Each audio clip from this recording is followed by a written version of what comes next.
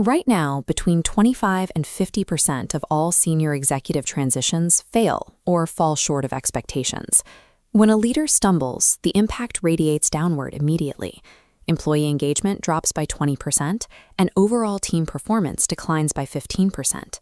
This split-screen diagram illustrates the full scope of the problem. At the top, we see that massive leak in executive success, but look at the intake valve at the bottom. Data from the Center for Creative Leadership reveals that Gen Z and millennial workers are actively avoiding management tracks altogether. The resistance is highly specific.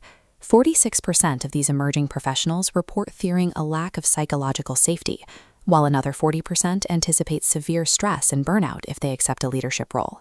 These failures are rarely the result of individual incompetence at the top or a lack of ambition in the younger workforce. This simultaneous collapse at both ends of the pipeline indicates a systemic architectural failure in how the organization scaffolds the transition process. Consider institutional environments where leadership is engineered from day one, such as the U.S. Naval Academy. From the moment students arrive, their opportunities to lead increase systematically over 4 years.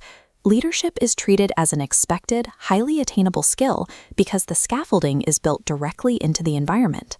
This bar chart compares that level of preparation against the modern corporate reality.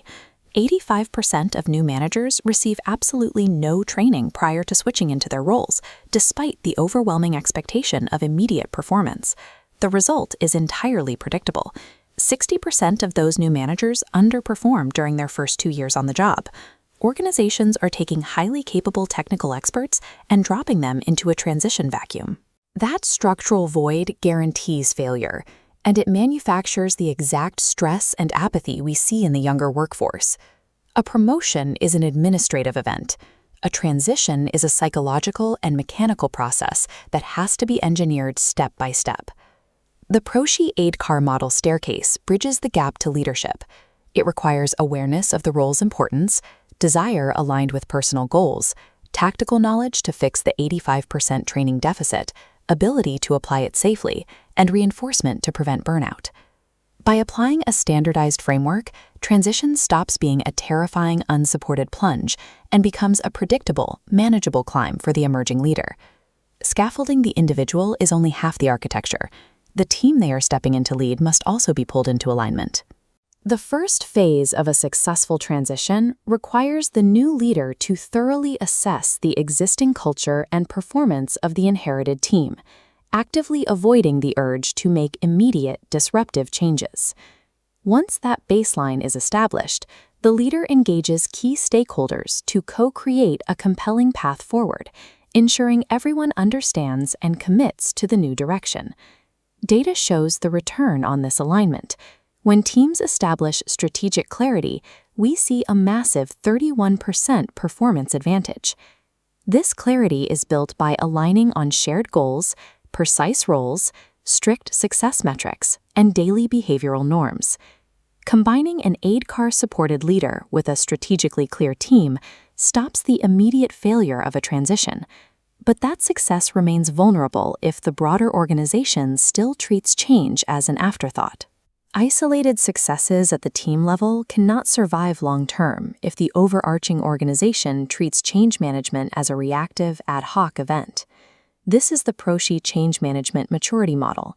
It serves as a blueprint for evaluating capacity to handle transitions enterprise-wide. At the baseline, levels 1 and 2, change management is either absent or applied inconsistently. The critical leap occurs at the upper tiers. At levels 4 and 5, being highly effective at managing change is embedded as a standard organizational asset. Scaling this model requires developing 5 distinct capability areas: leadership, application, competencies, standardization, and socialization.